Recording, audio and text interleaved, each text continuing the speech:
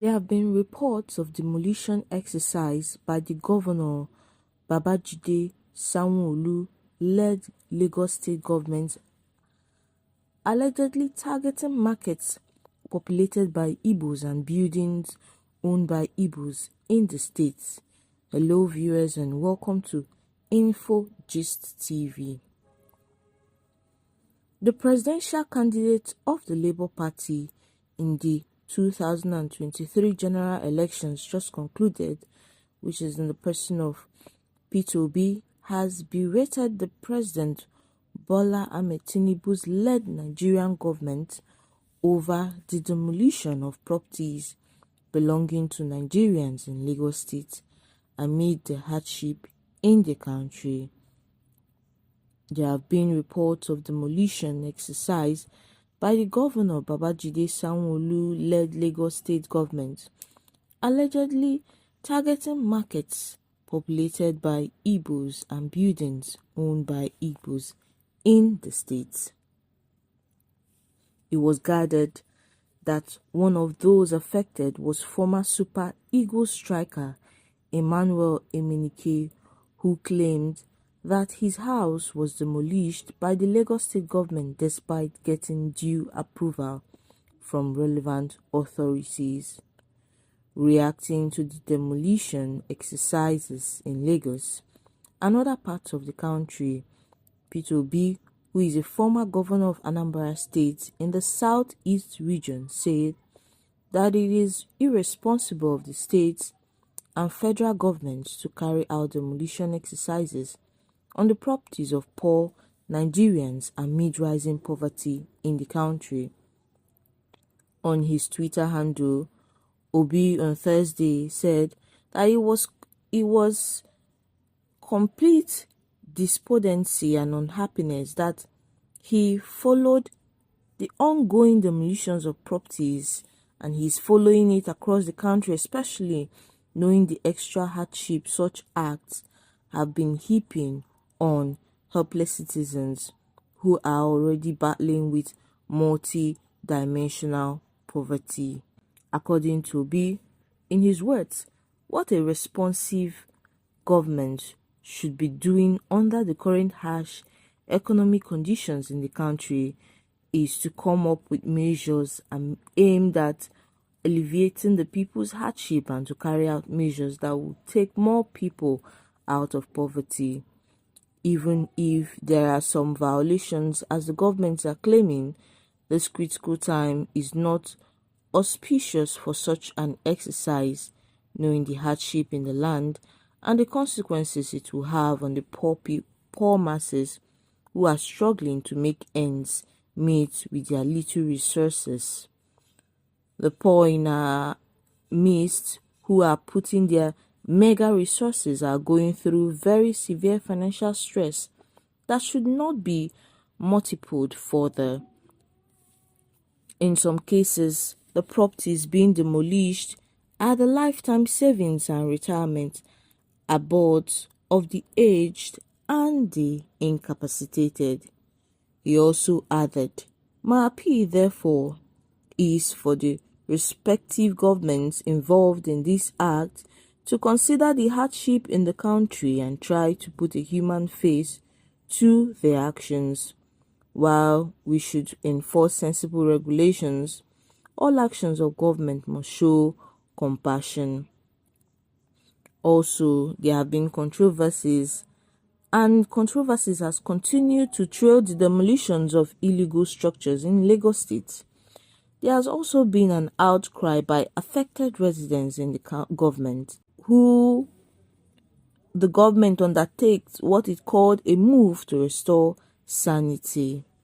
The Lagos State government had pointed out that the affected structures were being demolished because they contravened the state laws. Also, the Commissioner for Environment and Water Resources in the state, Tokunbo Wahab, had said more properties would be pulled down for contravening the drainage law, and also structures in areas like Lekki, Alaba Market, Ajo Estate, Abule Agba, Ledipo Market, among others, has also been pulled down, causing hardship in some areas in Lagos State rather. Some affected residents in the video clips online had accused the Lagos State government of not giving them enough time before pulling down the structures. Also, in a clip, an affected resident who claimed to have paid 1.7 million naira for a property located in mainland Lagos State said authorities only gave them 2 hours to move out of the property before demolition. But the State Commissioner for Environment and Water Resources, Tokunbo Wahab, said the government would not be selective in applying the law in the ongoing series of demolition of illegal structures at Lekki Phase 2 and environment. Wahab also assured that the state government was committed to ensuring that justice and fairness were served to all equally. He also insisted that an ultimatum was issued to owners of structures who violated the state's laws, and according to him, a 7-day contravention notice is issued to owners of buildings lying within the 7 meters drainage setback on Orchard Road, Agungi, Ajiran Conservation Road, Asapa, Ora Estate 2, all along the Ikota River due to the drainage problem. On the demolition in Alaba International Market, the Lagos Building Controversial Agency LASBCA General Manager Bolahan Oki said the affected building had been marked for demolition since 2016. The marked inscriptions from LASBCA seen on different parts of the building that were looking physically distressed had vacations notices as far back as 2016, 2020, 2022, and several other issues issued to them this year, 2023, Oki stated. The government has also challenged the claimants to come up with any document showing that their structures received requisite approvals before they embarked on constructions. But commenting on the development, the special counsel to Nnamdi Kanu, pro-Biafra agitator Aloy Ejimako, insisted that the Lagos State government is not transparent in its demolition exercise. Ejimako alleged that the demolition was unconstitutional and violated the Land Use Act.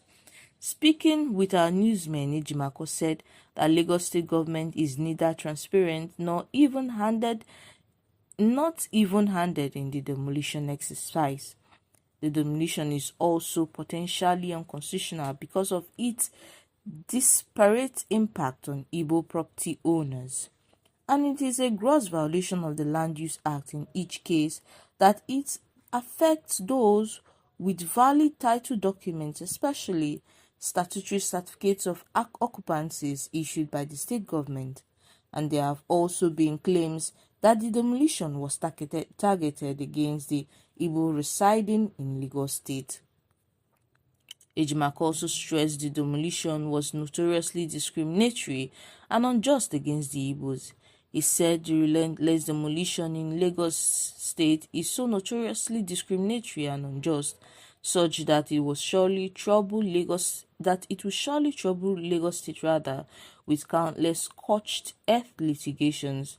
For now, it has done so much to add to the systematic injustices that make it very tough for Igbos to be Nigerians. Corroborating Jimako's claim, a former Super Eagles player, Emmanuel Emenike, accused the Lagos State government of being against the Igbos. Frowning at the demolition in the state, Emenike said, "The sadness is too much after getting approval from the same state government, Lagos State, and that it is pure wickedness that Igbos are in trouble in Lagos."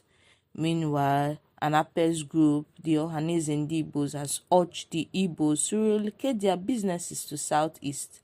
Factional Secretary General Okechukwu Izigozuru told a newsman that since there are no more lands in Lagos State, they should relocate their business headquarters to the southeast.